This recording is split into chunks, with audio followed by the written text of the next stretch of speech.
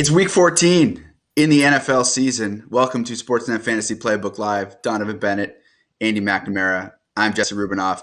So, week 14 means in most leagues, we have 1 week left before the fantasy playoffs. And with that, what we want to help you out with is whether you're playing spoiler, whether you're leading your league, whether you're middle of the pack, doesn't matter because we are here to help you with your fantasy starts and sits. Gentlemen, I don't need to ask you where you are in your fantasy leagues because I already know. That's why we have the show. Comps, baby. Just a couple of geniuses. But for those who are going into the final week of their regular season, week 14, how exciting is this from a fantasy perspective, Andy?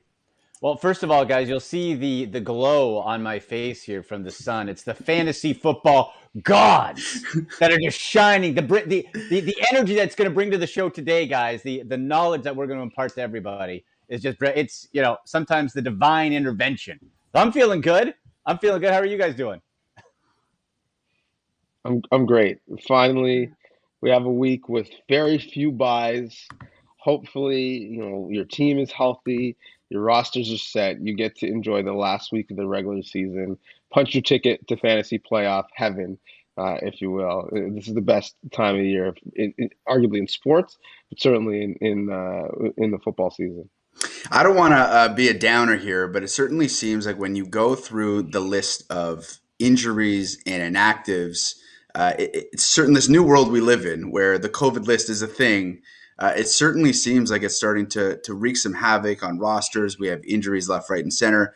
I know Keenan Allen for sure won't be playing today due to COVID. So this is a time, Andy, where fantasy managers really early in the week, like usually in past years, maybe you could let it slide until Friday or Thursday before you really get going. But you got to keep your eye on the prize at all times now, because at literally any moment, if you're not getting those notifications to your phone, at any moment, someone on your roster could drop, and then you need to fill that and plug that hole. Because what we are seeing right now in fantasy football is there are third strings, fourth string running backs in some cases. You look at Detroit Lions, they're deep down the depth chart. Jamal Williams also out with COVID. So if you were to suggest to the fantasy players moving forward here to the playoffs, like you got to really pay attention right after Sunday, don't you? 100%. All the time, to insiders, to beat reporters, especially in a case like, let's say, the Lions, who, by the way, guys, I'm recommending no Lions today. None. Not just because of that none of the good players are available, but because right up into close contacts, they're talking about the game maybe having to be moved till Monday. Wow. It's a nightmare. You don't want any sort of Lion in it at all. But yeah, you got to follow the national guys, but then also if players on your team, follow those beat writers too. Get the after practice stuff. Who's playing? Who missed it? Who with an illness, COVID or not? There's lots moving on, because not just the COVID side, but Joe Mixon is set to play today, but he's been dealing with a non-COVID illness all week. So it's all over the place. So yeah, paying attention right up until the early kickoff is so key, especially this week. Yeah, you're looking at Deej, a situation with Joe Mixon. So he has an illness non-related to COVID, but I have him in a couple leagues. And if you have that end of roster availability, go and snatch a Samaje Perine, because if Joe Mixon ends up not playing in that game, Samaje Perine could be the difference between a win and a loss. And I know you're wearing that Cowboys sweatshirt, as you so often do, wear your Cowboys paraphernalia. I do have to say, breaking news, Tony Pollard will not be playing today for the Dallas Cowboys. Injured his foot on one of those long runs that he happens to break just every single week. So what are your thoughts on having Zeke back to being the full workload RB1 today? Has struggled immensely the last month or so. Yeah, well, I think a couple of things, both with you talking about the Bengals running back situation, the Cowboys running back situation, and talking about COVID and its impact on roster management. More broadly, it to me underscores, I think, one of the learnings that we've had throughout this year that I think will become basically fact moving forward. And it is that you have to handcuff now. That's just a thing in fantasy. It used to be a luxury. Oh, that's nice. Cook, if Madison's around, I'll grab him. Now I think you have to prioritize that other back in the backfield, move them up around or even two in the queue, because there are just more reasons why you may not have your player available. It's no longer just injury. Who knows when we move to next season how much of a factor COVID will still be on our lives and what the protocols might look like. But assuming life is similar to the way it is now, I think handcuffing at this point is a must. And you mentioned Zeke, who's claiming he's feeling better, says this knee swelling is down, and is looking forward to a big workload. If you had Zeke and Tony Pollard all year, and you started Zeke and you threw Tony Pollard in your flex, let's say, matchup dependent, you don't know who's going to get the lion's share of the carries, who's going to look good, but you did know that every week between the two of them, you were going to get 150 yards rushing and a TD. Like, that's not the end of the world. So I think we are now in the era where handcuffing is key, certainly for running backs, and maybe even looking at some of those teams that run, through wide receiver sets and saying, forget about buys. Can I stack a couple of those guys and build some protection in? That's the one thing. And I think the other thing is, and this is just me, I'm somewhat extreme on this, but I will, if it's even now, to me, tie goes to the person who plays in the East. The person who I know is going to have a bunch of games at 1 o'clock rather than 4 o'clock or 4:35. Listen, if you play on a good team, you're probably going to be playing on some Thursdays, some Sunday nights, some Mondays. But there are so many scenarios I find week to week, and I have 5 teams, so it's going to happen to me more often, where there is a questionable for someone later in the day. And do I put them in the flex? Do I put them in their position, whether it's running back or wide receiver or tight end? And I just have to go with someone I have less confidence in, but more confidence they're actually going to play. And so if you play in a flex league, obviously that gives you some flexibility. But also, if someone's playing at 4:30 Eastern, even if they're down, you need to have someone else to put in that spot, or else it doesn't matter if you put them in flex. So obviously, if there's a great player who plays on the West Coast, you're going to take them, right? Like, I'm not saying don't draft Patrick Mahomes or Justin Herbert because they play in the AFC West, but the 1 o'clock matchups, people who play a lot of their games in the 1 o'clock matchups, give you a level of flexibility because you realize earlier if they're going to play or not. And 100%. To a certain extent, I played Chase Claypool on a Thursday. Was I super confident? No, but I knew he was going to play. And so I think we are going to start to build our rosters around understanding that in any given week, a third of our roster might be a huge question mark going into Sunday morning. Incredibly frustrating for me personally with the Arizona Cardinals, Kyler Murray, DeAndre Hopkins. They fall into the 4 o'clock window time and time again, and those two have been battling injuries for what seems like half the season at least.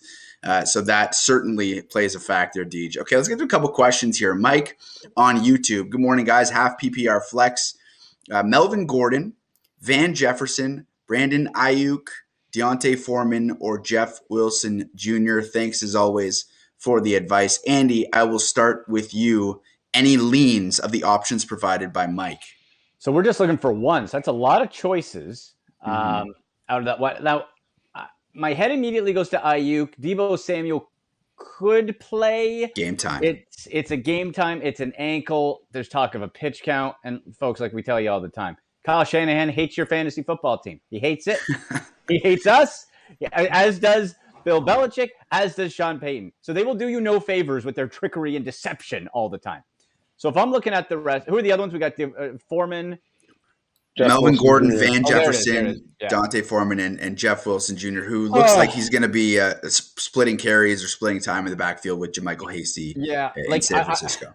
I really like Van Jefferson, but that's a third option. We also have to look at the tiers, right? Who's getting the most carries? Dante Foreman, I really like because the split of Dontrell Hilliard and Jeremy McNichols with McNichols back, they're going to be siphoning from each other because they have that same third down back role where Foreman is going to be the lead back.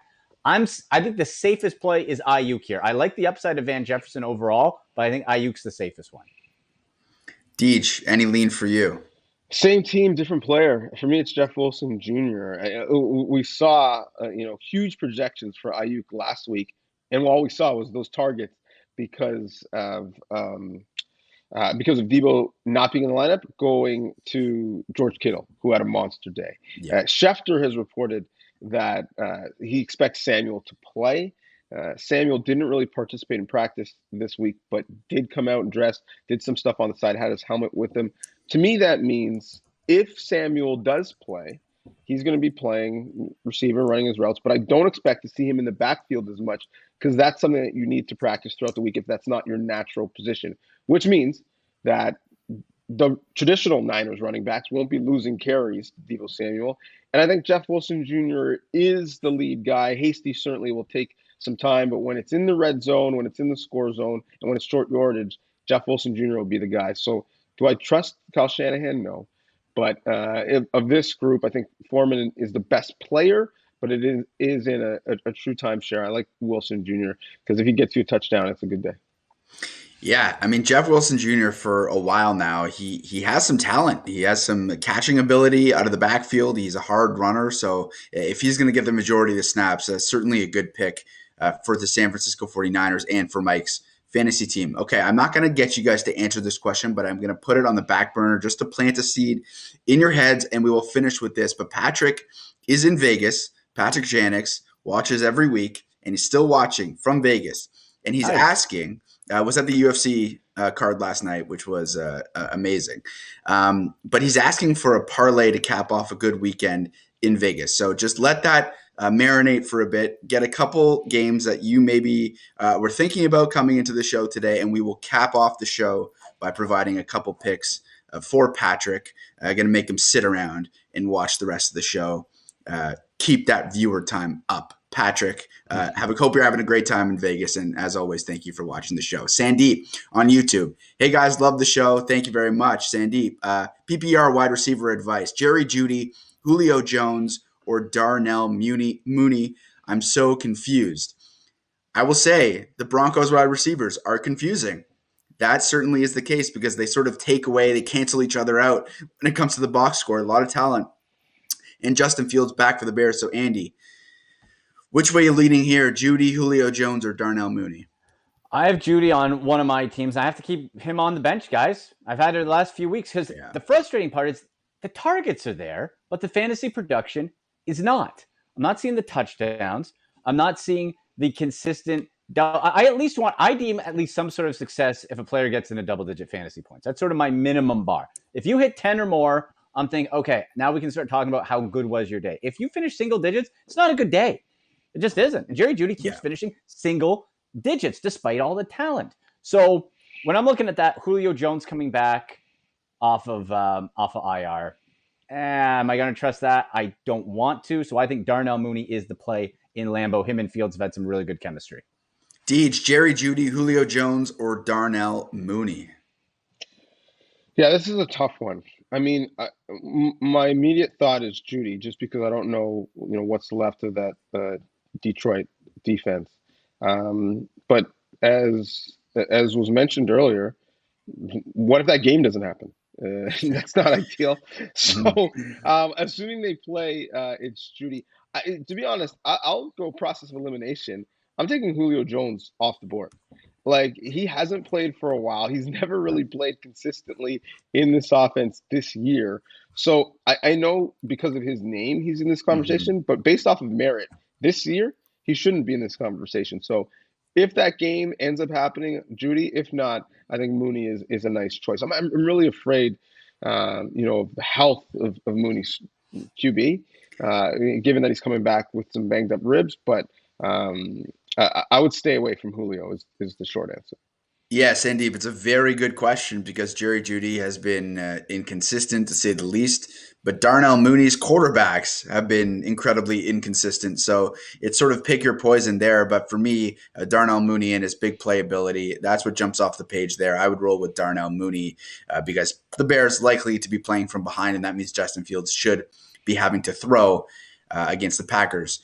George on Facebook, Jerry Jeudy. Hello, that's back-to-back. Or Chuba Hubbard, full PPR, must-win situation. Ooh. All capitalized. Please help. Must-win.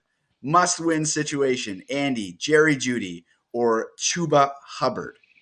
I'm 100% going Chuba Hubbard. Now, that being said, we've seen this year when Chuba gets the workload and it comes in, he's put in RB2 numbers. Now, we also have to factor in Cam Newton is in at quarterback. So you have him as the runner of the football as well. You also have to sprinkle in Amir Abdullah, who is sort of a specter floating around before the bye week. Ooh, what's he going to do and all that. Abdullah doesn't really scare me. Cam Newton does. But I still feel if they're going to run the football with any sort of success, they're going to have to lean on Hubbard to some degree. He can also catch out of the backfield a bit too with those nice short. We know with Cam's arm, the shorter the pass, the better. So I still think you go with Hubbard, even though it can be a bit dicey. I think the workload is going to be more consistent. Yeah, Deej, Chuba Hubbard has had all the opportunity in the world, and some might look at his output and his fantasy output and say it's a little bit disappointing. But if you roster him, there's still an opportunity that presents itself today, and he can make a lot of fantasy managers happy if he could maybe score a little bit more than he's been able to do so far this season. You leaning Jerry Jeudy or Chuba Hubbard? Sam Darnold's still the quarterback. I would say Chuba Hubbard, but the fact that that goal line work is no longer his really scares me. And this is full PPR. So one, I don't know how often Carolina's going to throw it. They are going up against a team in Atlanta who isn't the most stout defensively. Mm-hmm. But I think we're assuming that since we're debating a wide receiver and a running back, that this is your flex, and so anything that you're getting from this is somewhat gravy because you have better players in your 2 or 3 receiver spots and your 2 running back spots. And so the fact that it's PPR, I'm leaning Jeudy. He might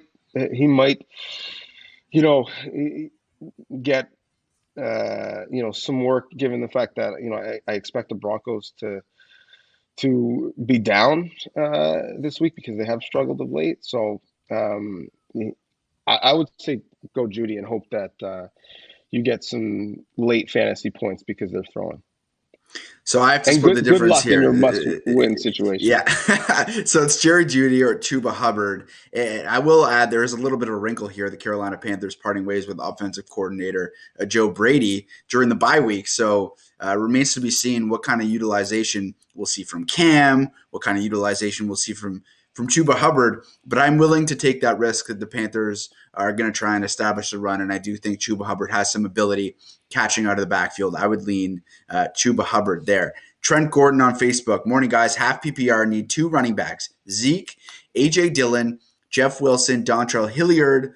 And then that is it for the running backs. And then he has a quarterback question as well. So it's Zeke, A.J. Dillon, Jeff Wilson Jr., Dontrell Hilliard. Andy. I think Zeke and A.J. Dillon without a shadow of a doubt. I like the Wilson play again overall, but that backfield in San Francisco always makes me nervous. Hasty has that goal line plunges before.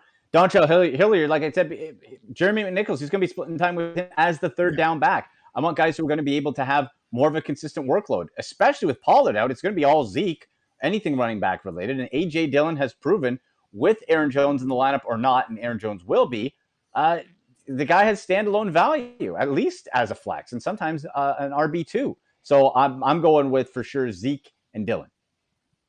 Deej, you in the same boat there? Correct. I don't think it's especially close.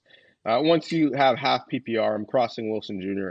out. So that just leaves me debating the 3. And I think you're looking at better offenses, better offensive lines. Zeke and A.J. Dillon are the easy choice. Okay, so here's my question for you, Deej. I'll stick with you for this question. The Green Bay Packers have made a concerted effort to get A.J. Dillon involved, regardless of whether Aaron Jones is healthy or not. Down the stretch here, as we go into the fantasy playoffs, who are you expecting to put up more fantasy points the rest of the way? Is it Aaron Jones, who historically has been the 1A running back in Green Bay, or is it A.J. Dillon, who has sort of emerged here as this grind out, tough yardage, big back guy that the Packers really like to use? Yeah, so I think Aaron Jones is still the player that they trust more. He's going to have a bigger usage rate. He's going to be on the field for more snaps. However, A.J. Dillon's going to be on the field for one thing and one thing only, and that's to run the rock.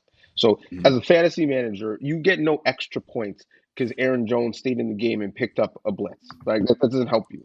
So I expect Aaron Jones to be on the field more, but you can expect Dillon's production to continue to be there because he's going to be used primarily as a ball carrier, and in that role, he's been fantastic this year.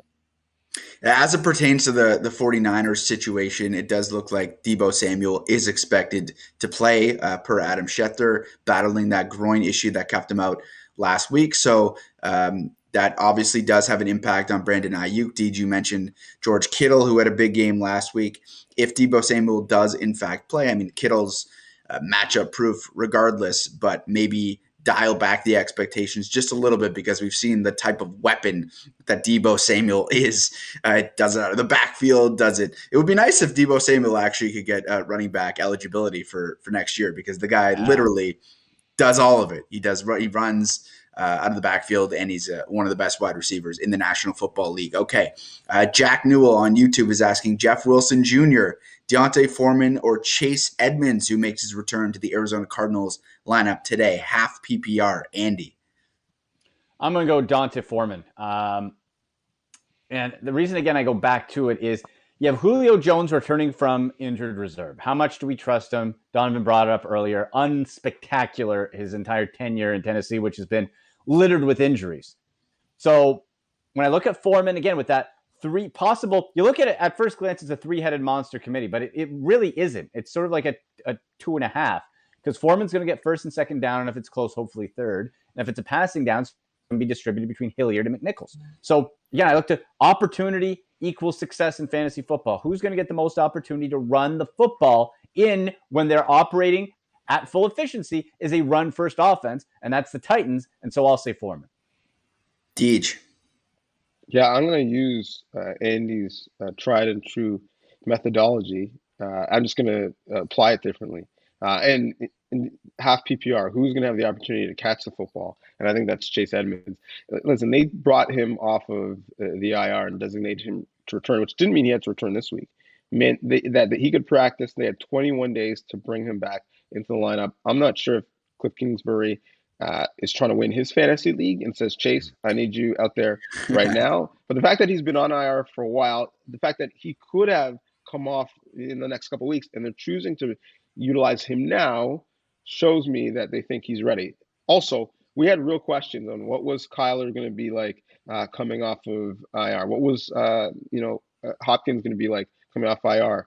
They both looked great. So clearly, Arizona has been able to ingratiate those athletes that are hurt and put them right into the offense and have them excel. I think Edmonds is the only guy of these three who's going to be a factor in the passing game. If you're scoring at home and you're wondering, what that means, in terms of Arizona's backfield, I don't think Edmonds is going to be the lead runner. I still think it's going to be a timeshare, but in terms of, passing to running backs, he's the guy. So I like him out of this trio. We did talk last week about the James Conner situation and how many touchdowns he scored this season. But with Kyler Murray coming back and his propensity to run it in near the goal line, which is exactly what happened last week, and now Chase Edmonds coming back, probably dial back the expectations when it comes to James Conner's touchdown efficiency moving forward the rest of the way, just because there's too many playmakers now for the Arizona Cardinals. That doesn't mean he's not going to get in the end zone. It just means that he might not do so at the clip that he was doing it before. Back to Trent for a second. He did have a quarterback question, Andy. Russell Wilson or Cam Newton? Cam Newton getting a vote of confidence from head coach Matt Rule during the bye week. He will be starting, obviously, for the Panthers today. And Russell Wilson, I mean, what Russell Wilson are we going to get this week? Is it the one who performed pretty admirably against the San Francisco 49ers last week? Or is it the one that we had seen in the previous weeks following his injury? Rusty, inaccurate, not on the same page with DK Metcalf and Tyler Lockett. So which one are you going with, Russell Wilson or Cam Newton today? Both have juicy matchups, guys, right? You got Falcons versus the Panthers. We love that. And then the Texans, who were shut out last week. Texans, what a disaster of an organization on and off. Just a mess. I'm going to say, while I could easily see both quarterbacks having QB1 fantasy days, I'm going to err on the side of the better now quarterback, and that is still Russell Wilson. You still have the weapons to go to. He doesn't have to rely on his legs so much. Even though he's been inconsistent, I feel the roller coaster, what you could get with Cam, and I personally think Cam's going to have a good day today. I do.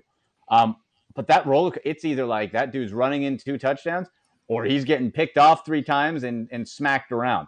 I'm going to say Russell Wilson. They put the boots to the Texans, and they're feeling pretty good. Also, rumors, again, popping up. Russell Wilson trades, and is he going to leave and all that stuff. So maybe he uses that as a motivator. Deej, one of the things that I see when I watch the Seattle Seahawks is that they have an incredibly frustrating running game. Without Chris Carson, they don't have anything, basically, out of the run game.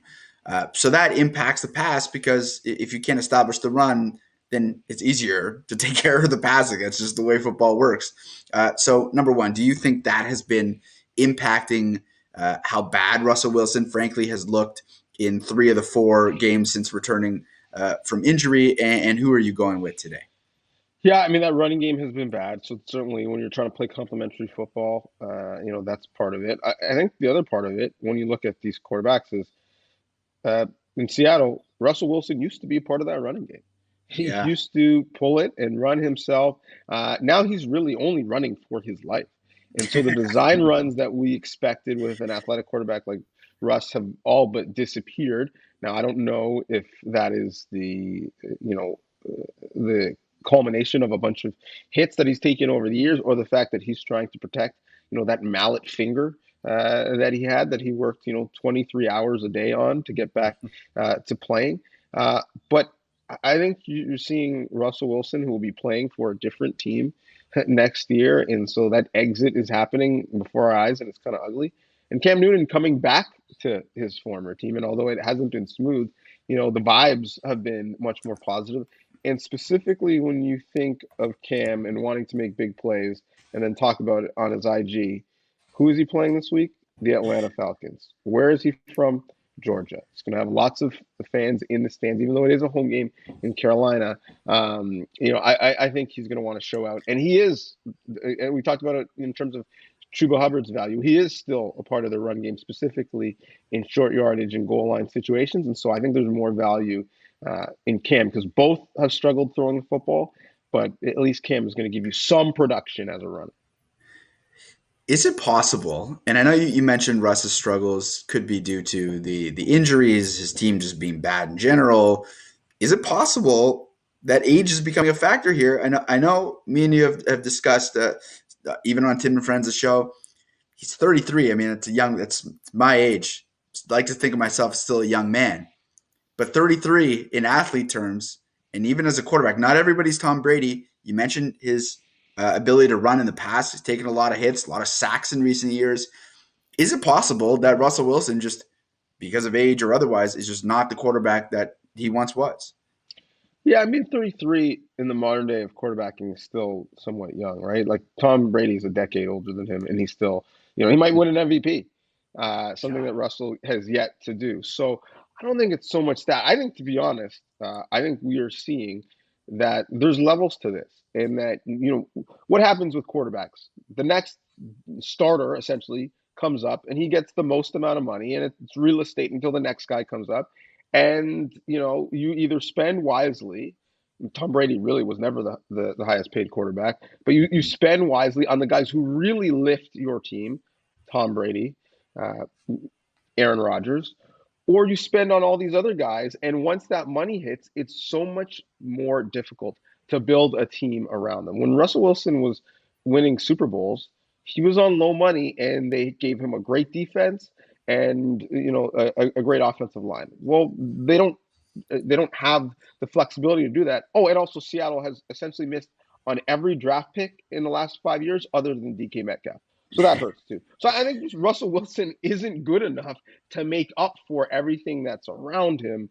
But certainly, I think we're seeing that there's a reason why the Bradys and the Rodgers, no matter who's around them, no matter what receivers they have a high water mark where they're going to play so efficiently, because they can kill you from the pocket no matter what's around them. Going to be a very interesting offseason in Seattle, without question. Okay, John on YouTube is asking or saying he has Keenan Allen and Darrell Henderson, it appears, out this week. Should I play Kyle Pitts or Clyde Edwards-Helaire, the flex? Has Kelsey in his tight end spot? I mean, these are two, let's call a spade a spade. These are two very frustrating fantasy players. Kyle Pitts, nobody in the draft more hyped than Kyle Pitts. And he has been in a month and a half long slump. He has 2 catches in the red zone this year. It hasn't been the season that people were expecting from Kyle Pitts. And then Clyde Edwards-Helaire, when he was out from injury, Darrell Williams was great. And Clyde Edwards-Helaire comes back, maybe gets more touches than Darrell Williams, but Darrell Williams is outproducing Clyde Edwards-Helaire. So these are 2 struggling fantasy players, but still John's got a decision to make. Andy, is it Kyle Pitts or Clyde Edwards-Helaire? First, guys, too, we got from Ian Rappaport, NFL Network. David Johnson of the Texans has been placed on the COVID-19 reserve list. Not Just good. a heads up. Not to say you should have been excited to play David Johnson anyway, but if you were in a desperation role, that's where it is. And a follow-up, don't play any of the other running backs in Houston. So just wanted to put that as one good out. As Rex Burkhead is and how legendary his time with the Patriots was. Gosh, terrible. Don't do it. Okay, so we'll get to the question there. So Kyle Pitts or Clyde Edwards-Helaire. The frustrating part is, like Kyle Pitts, I'm not blaming him. It's just Atlanta is so bad, and it's allowed defenses, after he had those 2 great weeks, focused in and said, okay, you're going to have to beat us with somebody else now that Calvin Ridley's not here. Well, the guys who've been beating offenses, or at least producing fantasy points, have been Cordarrelle Patterson, who's been a fantasy star, and Russell Gage, who has sneakily been a very consistent back-end WR2, WR3, and flex play. And that's been really good. So I just haven't seen Kyle Pitts or that Atlanta offense be able to overcome Kyle Pitts being handled. So I'll have to say CEH. I love the talent. I love the player of Kyle Pitts much more, but I'm just not getting anything more than 6-7 points a game. I'd rather gamble that with CEH. Yeah, it's just been basically a month and a half, 2 months of Kyle Pitts just not matching his projections. DJ, Kyle Pitts or Clyde Edwards-Helaire? So I think essentially every week this year, moving forward, if you asked me this, I would say Clyde Edwards-Helaire. Here is why I'm actually going to go off the board and go Kyle Pitts this week. Because the Kansas City Chiefs are facing the Las Vegas Raiders. One of the few teams who, when they play Kansas City, are not playing cover 2 high. They're actually playing cover 3 and some man. What does that mean? That means everyone in the league has said, Kansas City, we're going to guard against the big play, force you to play some soft boxes and run the football. And they've reluctantly tried to do it. It's not their nature, however. They want to make big plays over the top. Well, Las Vegas is like, well, we don't play cover 2. We have no interest in learning how to do it for a week, so we're just going to do what we do. How did that work out? Patrick Mahomes, last time they faced, 5 passing TDs, 47 fantasy points in most scoring leagues. So I know Pitts' scenario is terrible. I just don't think this is a running game for Kansas City. I think they're going to air it out. And when you consider that Helaire is in a timeshare, even though he's still, the starter, that's why I'm a little bit afraid to put him in because I think this game is an aerial game for Kansas City this week. I know you mentioned Mahomes and his touchdowns and yardage that he put up last time, but what's amazing about the Chiefs right now is that it is the defense that has been carrying the Kansas City Chiefs. And a month ago, 2 months ago, I don't think we could have ever envisioned that would be the case. That defense was an absolute tire fire. Yet here we sit, week 14, and the Kansas City Chiefs defense has really turned things around. El Duque on YouTube. Good morning, gentlemen. With Keenan Allen on the COVID list, who should I start between Jalen Guyton and Josh Palmer, half PPR? Andy, I'll go to you first. Jalen Guyton or Josh Palmer? Canada's own Josh Palmer from Brampton area, right? I want, my heart tells, I want Josh Palmer to have a great day. I want him to have a great day. I think he has the talent to have a great day, but I haven't seen him have a great day. And so what I have to look at then is, okay, out of the 2 in a very small sample size, Jalen Guyton got 18 something fantasy points last week. That's tangible. I can see that. I can feel that.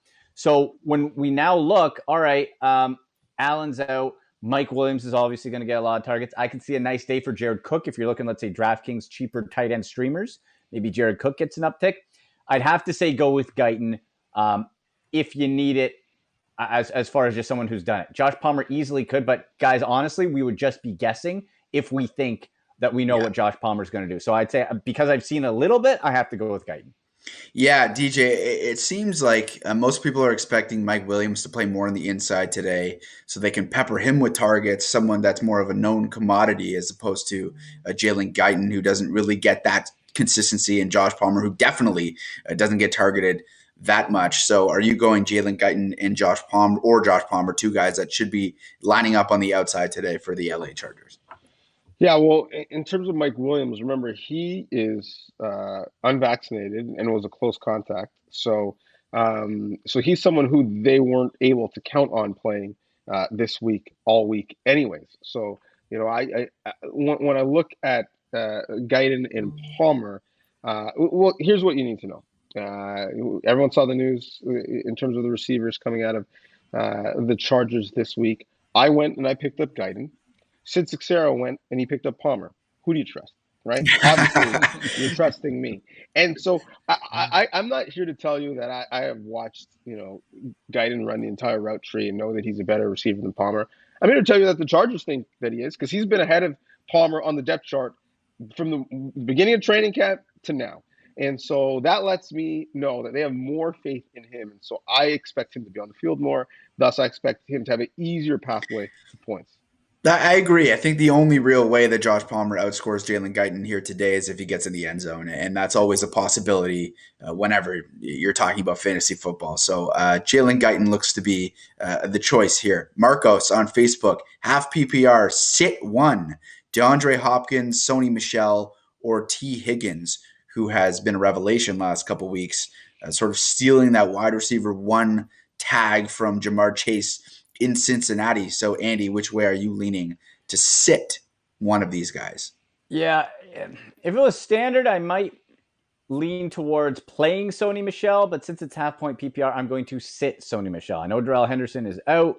He had a great week last week, but if we're talking about touches, DeAndre Hopkins, like we know this, guys. Kyler Murray throws the ball. It's to Hopkins, Kirk, Hopkins, and maybe AJ Green, and that's it. It keeps going. He gets all the targets. And T. Higgins, like you said, Jesse, T. Higgins has really the last couple weeks, 2-3 weeks, surpassed Jamar Chase in a pass-heavy offense. Now, Joe Burrow's finger looks like it's good enough. That was ugly to see. Gross. Football. That's football. That's football. That's right. That's it's tough. But it looks like he's going to be able to still play. It's a run or it's a pass-first offense. It's a pass-heavy offense. So I think you keep Higgins in. The odd man out is Sony Michel. But in a broader sense, most questions, like I bet you if we get 10 Sony Michel questions, 9 out of 10 times I'm saying play him. Yeah, so last week, I think fantasy managers were excited to get DeAndre Hopkins back in the lineup, but he was still a little bit limited with that hamstring. Of course, he scored a touchdown, but the targets weren't there. Deej, is this the week where they finally re-unleash DeAndre Hopkins back from injury? Because this is a big football game against the LA Rams, and they could certainly use him. So do you keep him in the lineup, and are you sitting one of the other two guys? You do keep him in the lineup because even if he doesn't have a lot of targets, he doesn't need to have a lot of targets to have a good day. You know that in the red zone, he's a matchup nightmare. So certainly you're starting with him. Higgins has been a revelation, so certainly starting him. Higgins is someone who, some people picked up at the end of their draft, or maybe depending on the size of the league, on the waiver wire, and he could be a league winner by the end of this. Having said that, I do like Sony Michel this week. I think in most leagues, as Andy mentioned, that he would be a starter because he's going to be the lead back. But there's been many weeks where he was the lead back in New England, and it didn't lead to fantasy success. So start him because Henderson is down in most cases. But when the options are two guys who are bona fide wide receiver ones, you start those guys, no question. Yeah, okay. Chris on Facebook, PPR pick 2 at wide receiver. Andy's boy, Hunter Renfrow, Yes. Van Jefferson, Cortland Sutton, or Brandon Ayuk. Van Jefferson is certainly, it seems like he has fallen into that wide receiver 2 category on the Rams, whether that translates into wide receiver 2 fantasy numbers. It certainly looks like it has in terms of targets he's been getting. And while Odell Beckham Jr. has happened to hit pay dirt in the last 2 weeks, it still seems like Van Jefferson is the one there making a concerted effort to get involved in the offense. So, Deej, I'll begin with you. Pick 2, full PPR. I don't know. I don't think there's any way you can sit Hunter Renfrow in full PPR because all that guy does is soak up targets. But I guess I'll leave it with you. Pick 2. So it was Hunter and who were the others? Van Jefferson, Cortland Sutton, and Brandon Ayuk.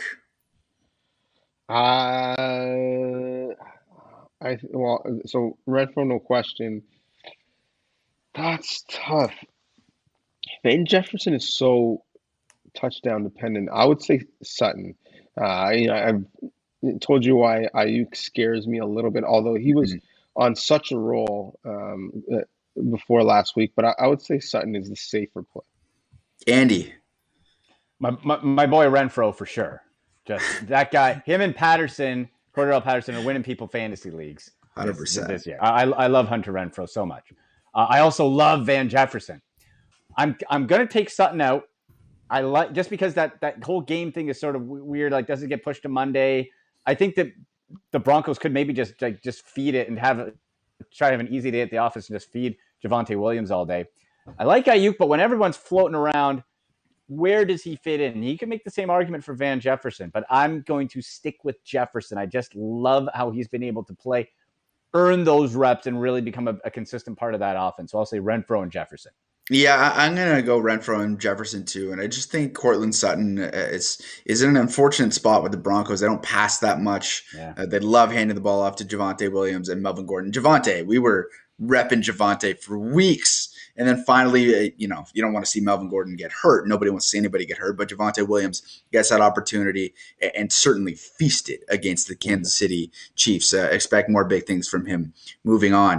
Matt on YouTube is asking Clyde Edwards-Helaire, James Robinson, or A.J. Dillon, pick 2.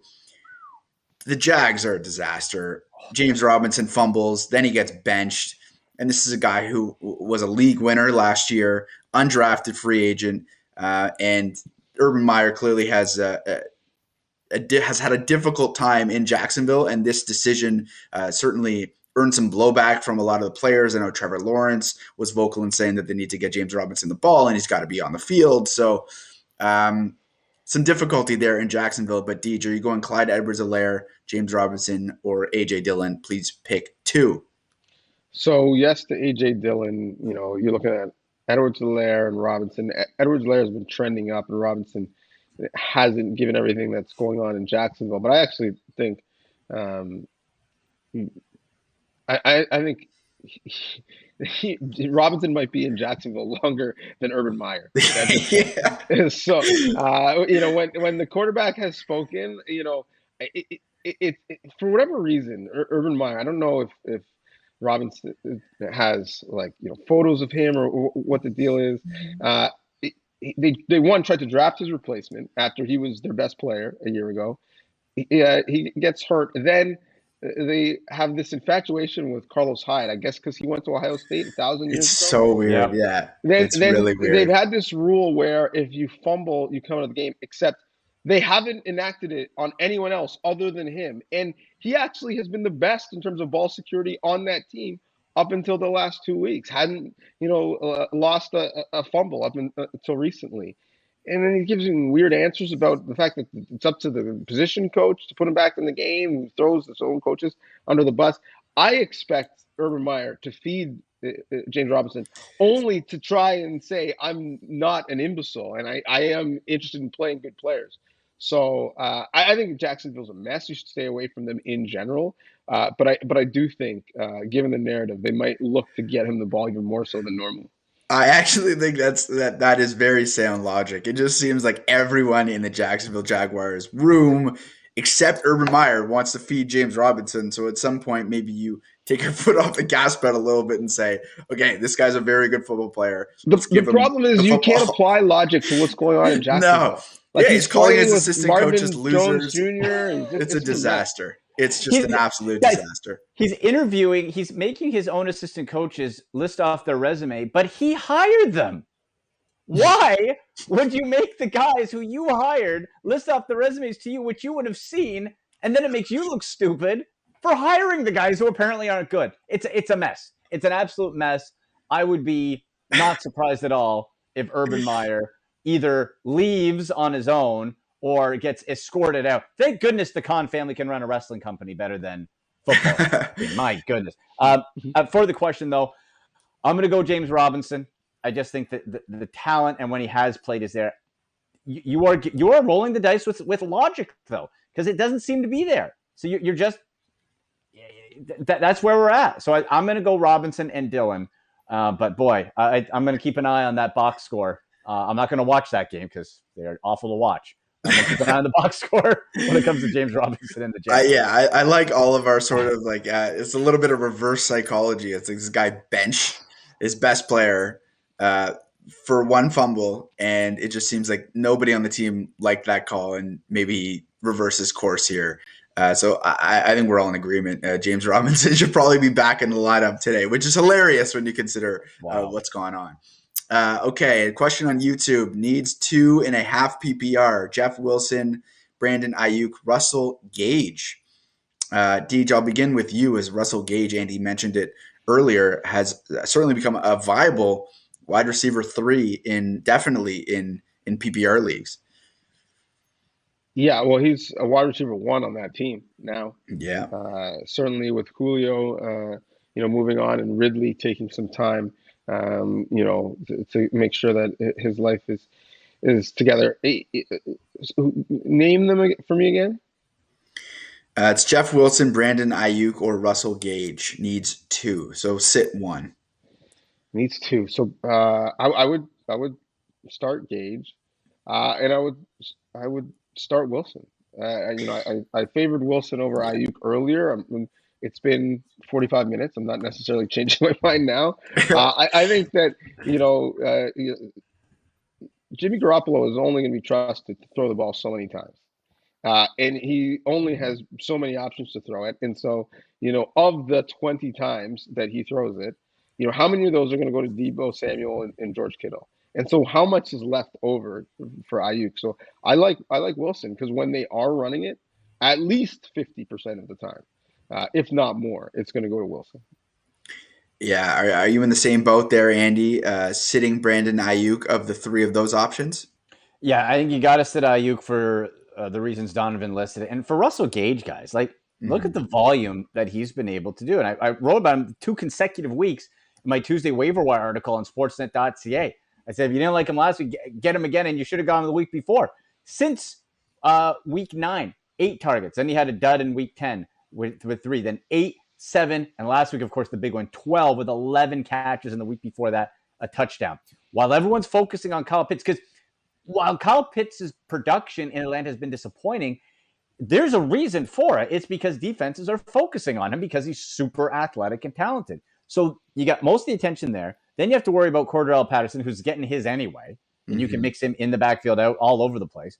And so you have to look at who's actually manning Russell Gage. He's getting like third-tier guys, And so Carolina's a very good pass defense. They're not unbeatable. So I still think Russell Gage gives you a great option here. I have a DFS question. Albert writes from Facebook that Curtis Samuel is expected to play and see increased snaps. Now he's asking if you should dress him on DraftKings, only 3,600, and he points out the fact that the Washington football team has a good O-line. I see you shaking your head, Andy. No. Curtis Samuel, you're chasing. It's name recognition. I understand. Hey, you get the contrarian play, you get the cheap buy on DraftKings. If he hits, you look great, right? You look smart. No, I'm not gonna say Curtis Samuel. I would rather go, if I'm looking at that team for a streamer, I go Ricky Seals-Jones at tight end. That's a guy who's consistently, when given the opportunity, which has not been consistent, he's found the end zone. He can move the chains. He's athletic enough, and Washington likes throwing to the tight end. So you're gonna have Gibson with McKissick out in Washington. It's gonna be Gibson, McLaurin, and I think Ricky Seals-Jones. I'm gonna be bearish on Samuel and bullish on Seals-Jones. DG bearish on Curtis Samuel as well. Who asked that question? It was Albert on Facebook. Albert, thank you for not reading misinformation on Facebook, but coming onto this live stream. Albert, listen to me very closely. If Curtis Samuel was free, don't do it. His O-line has nothing to do. He's not a running back. He's not a quarterback. So no, it's not a good investment. Don't do it. Tanner on YouTube is asking Taysom Hill or Patrick Oh, Mahomes. what a world to be! What a time to be alive, guys! What a time to be alive! Oh, Hill or Uh, Mahomes? That question. so can we just all nod in agreement that you'd start Patrick Mahomes? Everyone nodding in agreement. Yeah, Don't start Taysom Hill. I Big will nod. say it's not crazy. I mean, it is, but it isn't. Like Well, Taysom yeah, Hill over the He get his on the Patrick, ground.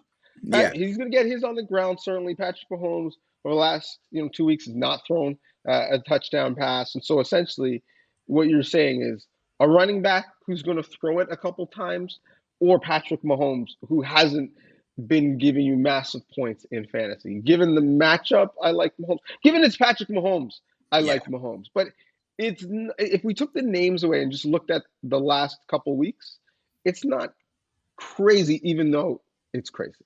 Yeah, Mahomes I is will certainly die on the hill of Patrick Mahomes forever versus Yeah. Taysom Hill. I will die on that hill. I will lose leagues. I will lose that. Because what's funny, guys, too, is it's like Taysom Hill has an injury on his throwing hand. I was like, so what? he doesn't throw. You can wrap that thing in gauze and tie it behind his back. Who cares?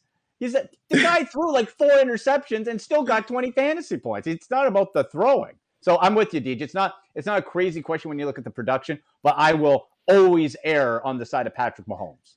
Yeah, Yeah, I if mean, you're I think it's Hill's plantar fascia injury that scares me because that's extremely painful. It's keeping, it's keeping people out of games. He's been able to play with it, but also, the fact that he threw 4 interceptions and still had a massive fantasy day, like underscores the point that fantasy is built for someone like him to have a massive day, even though clearly Mahomes is the best player. We should actually take this question and bring it to Yahoo, into ESPN, and the NFL and said, we need to change our scoring because we can't have fantasy football when this is a legitimate question. Yeah.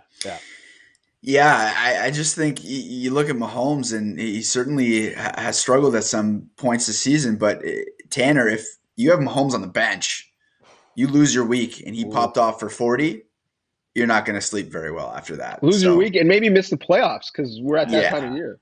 It's just not a decision that I think you can make. But so yeah, it's unanimous for us. We would all go Mahomes.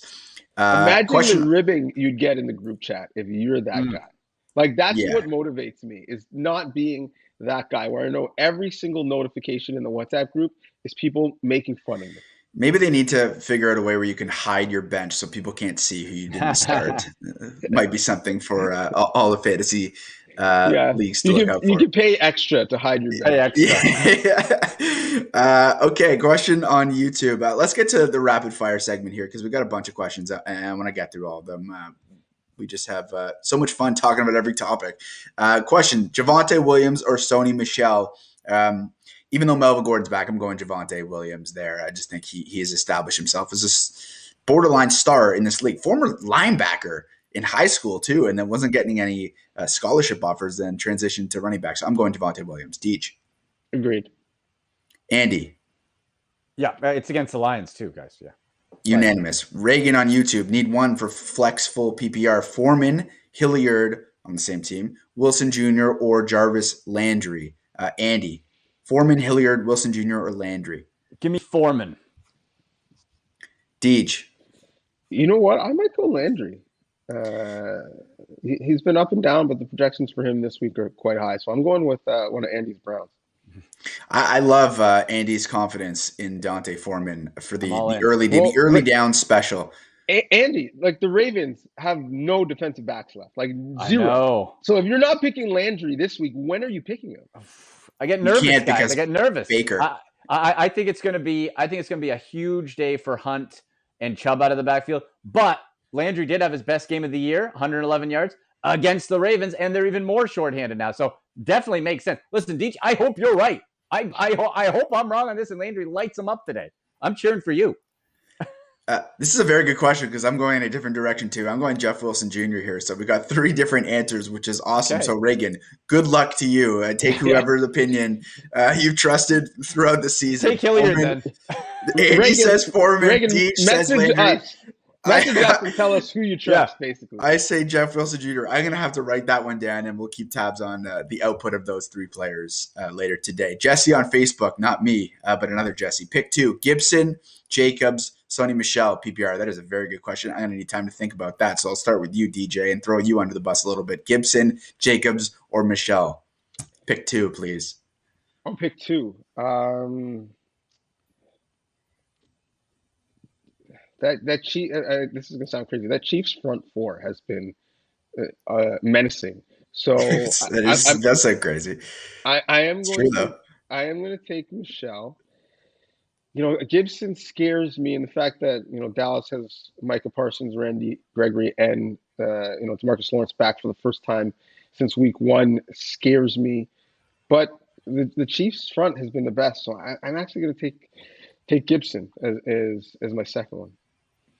Andy. Yeah, I was just looking. Last time they played, Kansas City held them in check, but that was really the whole offense. Workload-wise, boy, you know what? I'm going to have to say out of the 3, I'll sit Michel. Gibson, without McKissick there, he's going to get a lot more work. McKissick makes a big difference, guys, based on those little short passes. He makes a big difference. With him out, I think Gibson is a great play there. I'm going Gibson and Jacobs. Yeah, I'm going to go Gibson and Jacobs as well. Kenyon Drake broke an ankle last week, so it doesn't look like there's much competition for touches in the Raiders' backfield. So I'm going Gibson, Jacobs. Alex on YouTube, A.J. Dillon, Van Jefferson, or Odell Beckham Jr. Pick 1, please. Andy. Give me A.J. Dillon. He just seems to be working that much more consistently, even though he is technically a backup. Deej. Dillon as well. Yeah, that's unanimous, A.J. Dillon. Although there is an outside chance there that Van Jefferson breaks one. He has a tendency to do that. Yeah. But A.J. Dillon's, I think, a higher floor there for you, Alex. Colby on Facebook, PPR, pick 2, 1 wide receiver, 1 flex. Darnell Mooney, OBJ, Julio Jones, Brandon Ayuk, and Dawson Knox says all of his studs are on bye with a crying emoji. Yeah, that's tough when that happens, isn't it, Colby? So, Deej, let's begin with you. It's Mooney, OBJ, Julio Jones, Ayuk, and Knox. I'm going to take Knox out of there. He started the year on fire, but that Bills offense has kind of fallen apart. I'm also going to take Julio out because I just don't trust that he'll be back to a level. So I'm going to take Andy's arch nemesis, OBJ, and I'm going to take Ayuk. OBJ and Ayuk. Andy. Mooney and Knox. I still think the way that Knox, they've incorporated the tight end in Buffalo this year, even though he had not a good week at all last week, sorry. And you're playing Tampa Bay again. I think there's a bigger possibility for a shootout, and they keep fun. They want to get him the football. So I'll say Knox and Mooney. No to OBJ again for me. You've been no OBJ this entire season. I'm going to go Mooney, OBJ. So, Colby, hopefully you can decipher between those 3 answers and choose one of those. Okay, Hemi on YouTube. Ayuk or Julio today? Full PPR. Ayuk or Julio? I don't think you can trust Julio Jones. I understand the injury issues at wide receiver. They're very thin at wide receiver in Tennessee. But Brandon Ayuk, even with everybody healthy, has done some damage lately. I would go Ayuk in that spot. Deej, agree? I would go Ayuk as well. PPR, he might get the ball in some bubble screens, or some jet sweeps that are just pocket passes to him. Yeah. So Jones actually has to work for his receptions. So I'll take Ayuk.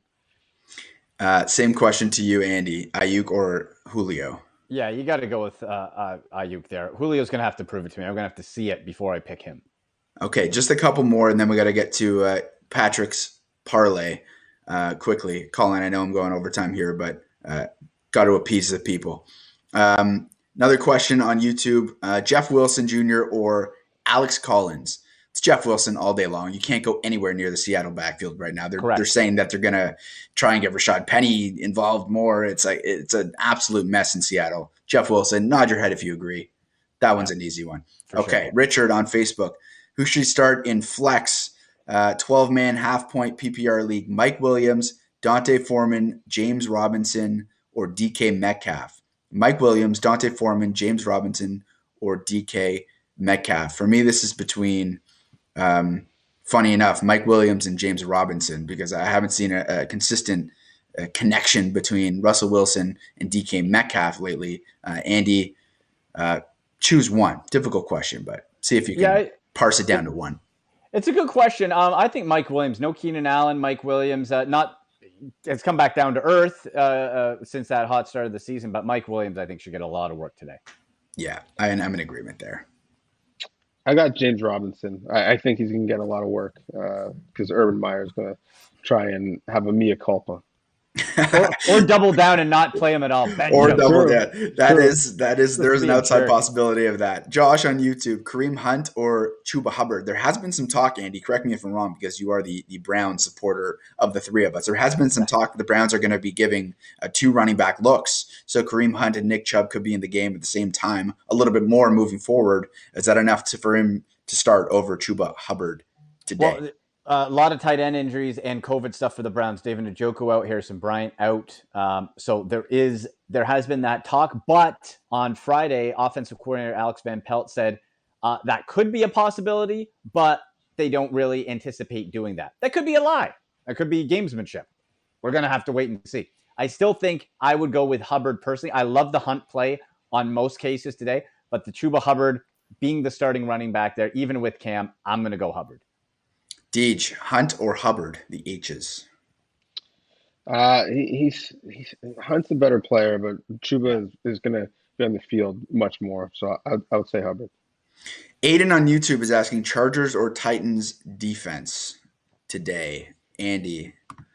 Titans defense is really banged up, guys. They got, I believe, 4 starters out on their defense. A nose tackle, a couple linebackers, a cornerback. So I'll say Chargers. Deej, Titans playing the Jags today. Is that enough to start them, or are you going Chargers? Yeah, against the Giants. I'm Mike going Glennon-led Giants. Yeah, I'm going Chargers because the Giants, offense hasn't been great, and you got Glennon in there. We're still waiting for the real Saquon Barkley to stand up. So I'm going with the Chargers. Last question before we get to the parlays. John on Facebook. Zeke, Saquon, Leonard Fournette, Josh Jacobs. Bench one, please. Bench one. And for my money, you just mentioned it. As Saquon Barkley, as talented as he is, can't get anything going in this Giants offense, whether it's his fault, whether it's the offensive line, whether it's the coaching, who knows? But at this stage, I don't think you can start Saquon Barkley with any confidence. So I would sit Saquon. DJ. I would sit Saquon as well. Now, if you're thinking Saquon was my first overall pick, how could I sit him? Well, I mean, you asked us. But if you really want to put him in the lineup, Jacobs would be the second guy of that grouping. But for me, Saquon is a choice. That's a loaded backfield, too. Man. It is. I'd sit His Barkley first as well. 4 picks were running backs. Yeah. I'd sit Barkley as well. Okay, so last thing, we put Patrick's question on hold. So just a quick little parlay. I will give my picks that I gave this week on Tim and Friends, and that is the Washington football team plus 4.5 against the Dallas Cowboys. Washington on a 4-game winning streak. No Tony Pollard means there's a lack of explosiveness. I don't take offense to that, DJ, but I just don't think Zeke is the same running back that he's been in the past. I get that they're, for the most part, the receivers are a little bit healthier. I still like the Washington football team there. And then the Arizona Cardinals minus 2.5 at home against the LA Rams. I think the Cards are up there in terms of best team in the National Football League. And I think they're healthy. And I think they are going to beat the LA Rams. Give me minus 2.5 points there. Andy, any particular spreads that you like today that we can help Patrick out with? Yeah, I love your Washington pick there. I'm looking right now. It says Dallas favored by 6.5. It moved, yeah. It moved. And the thing is, too, guys, remember Mike McCarthy, he made the dreaded guarantee. And Ron Rivera, head coach of the Washington football team, is pissed. I don't know if you guys saw the comments. He said it's a mistake. He said that McCarthy's making the game about him and not the players. Like, he's fired up. I think that's an error. It's at home. I'll take Washington to not just cover. I think probably win this All game. right. That'd be my top one. Deej? Yeah, so the trend this year is that short point road dogs have really performed well. So when you look at the board, you're saying, okay, do I want the Rams at 2.5 point underdogs going to Arizona? No, not really. Do I want the Bills at 3.5 dogs against Tampa Bay? No, not really. But I think there's some other value. San Fran. Yeah. They're actually 2 point favorites going to Cincy. I think Cincy could win that game outright. But the ones I really like are Baltimore. Sorry, Andy, going to Cleveland, 2.5 point dogs. Atlanta going to Carolina. Atlanta's 2.5 point dogs. Those are in division games. The teams know each other well. You essentially throw the records out when they get together. I like those two teams on the road to cover. So those are the ones that I would circle. Love it. Hopefully, Patrick is still watching and can put together his parlay, lay it down in Vegas, and hopefully, it brings him a winning ticket. And hopefully, to all the viewers out there, you can win your weeks. Thank you so much for watching Sportsnet Fantasy Playbook Live. And, fellas, next time we do this, next week, it is going to be playoff time. So enjoy the final week of the regular season. Playoffs? Enjoy the final week of the regular season when it comes to fantasy in most leagues. I know the three of us will be watching. So for Andy McNamara, Donovan Bennett, I'm Jesse Rubinoff. Hit us up if you have any questions throughout the rest of the day. This has been Sportsnet Fantasy Playbook Live, and we will see you next week.